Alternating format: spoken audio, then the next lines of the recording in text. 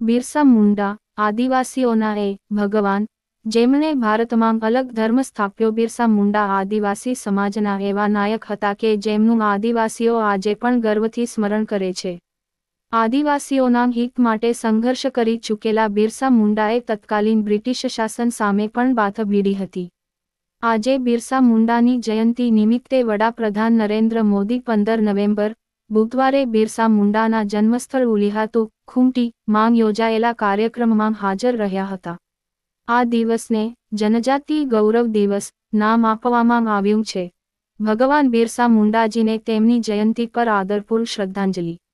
દેશભરમાં મારા પરિવારજનોને આ વિશેષ અવસર સાથે જોડાયેલા જનજાતિ ગૌરવ દિવસ ની ખૂબ શુભકામનાઓ. આદિવાસીઓના ભગવાન કહેવાતા બિરસા મુંડાએ આપેલા યોગદાનને કારણે જ તેમની તસવીરને ભારતીય સંસદના સંગ્રહાલયમાં સ્થાન આપવામાં આવ્યું હતું. આ સન્માન આદિવાસી સમુદાયમાં માત્ર બિરસા મુંડાને જ મળ્યું છે. બિરસા મુંડાનો જન્મ ઝારખંડના ખૂંટી જિલ્લામાં થયો હતો. તેમના જન્મવર્ષ અને તારીખ બાબતે વિવિધ માહિતી ઉપલબ્ધ છે. ઘણા ઠેકાણે તેમની જન્મતારીખ 15 નવેમ્બર 1875 હોવાનો ઉલ્લેખ છે. ભારતીય વહીવટી સેવાના અધિકારી તરીકે ફરજ બજાવી ચૂકેલા કુમાર સુરેશસિંહે બિરસા મુંડા વિશે સંશોધન પર આધારિત એક પુસ્તક લખ્યું છે. તે પુસ્તકનું શીર્ષક છે બિરસા મુંડા ઔર ઉસકા આંદોલન. કુમાર સુરેશસિંહ છોટાનાગપુરના કમિશનર હતા અને તેમણે આદિવાસી સમાજનું વિગતવાર અધ્યયન કર્યું હતું. તેમનું 15 વર્ષ પહેલાં અવસાન થયું હતું, પણ તેમણે લખેલા બિરસા મુંડા વિશેના પુસ્તકની ગણતરી પ્રમાણિક પુસ્તકોમાં થાય છે.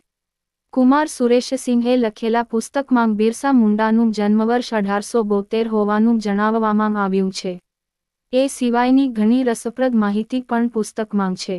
આ પુસ્તકમાં વિવિધ સ્ત્રોતોના માધ્યમથી એવું જણાવવામાં આવ્યું છે કે બિરસા મુંડાના પરિવારે ખ્રિસ્તી ધર્મ અપનાવ્યો હતો. બિરસા મુંડાના મોટા કાકા કાનુ પોલુસ ખ્રિસ્તી ધર્મ અંગીકાર કરી ચૂક્યા હતા. તેમના પિતા સુગના અને તેમના નાના ભાઈએ પણ એવું કર્યું હતું. બિરસા મુંડાના પિતા તો ખ્રિસ્તી ધર્મના પ્રચારક સુદ્ધામ બન્યા હતા. ધર્મ પરિવર્તન બાદ બિરસાનું નામ દાઉદ મુંડા અને તેમના પિતાનું નામ મસીહદાસ રાખવામાં આવ્યું હતું.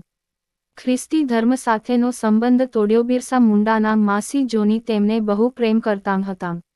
જોની તેમના લગ્ન પછી બિરસાને તેમની સાથે તેમના સાસરી ખટંગા ગામે લઈ ગયા હતા. ત્યાં તેમનો સંપર્ક એક ખ્રિસ્તી ધર્મ પ્રચારક સાથે થયો હતો. એ પ્રચારક તેમના પ્રવચનમાં મુંડા સમુદાયની જૂની વ્યવસ્થાની ટીકા કરતા હતા. એ બિરસા મુંડાને જરાય ગમતું ન હતું. એ જ કારણસર બિરસા મુંડાએ મિશનરી સ્કૂલમાં અભ્યાસ કર્યા પછી પોતાના આદિવાસી રીતરિવાજ ભણી પાછા ફર્યા હતા. જો કે 1894માં આદિવાસીઓની જમીન તથા વનસંબંધી અધિકારોના માગ વિશેના સરદાર આંદોલનમાં સામેલ થયા બાદ બિરસા મુંડાના જીવનમાં નોંધપાત્ર વળાંક આવ્યો હતો. એ સમયે તેમને સમજાયું હતું કે આદિવાસી કે ખ્રિસ્તી ધર્મ એ બેમાંથી કોઈ આ આદિવાસી આંદોલનને પ્રાધાન્ય આપતું નથી. એ પછી બિરસા મુંડાએ અલગ ધાર્મિક પદ્ધતિની વ્યાખ્યા કરી હતી. એ ધાર્મિક પદ્ધતિનું અનુસરણ આજે પણ ઘણા લોકો કરે છે અને એમને બિરસાઇટ કહેવામાં આવે છે.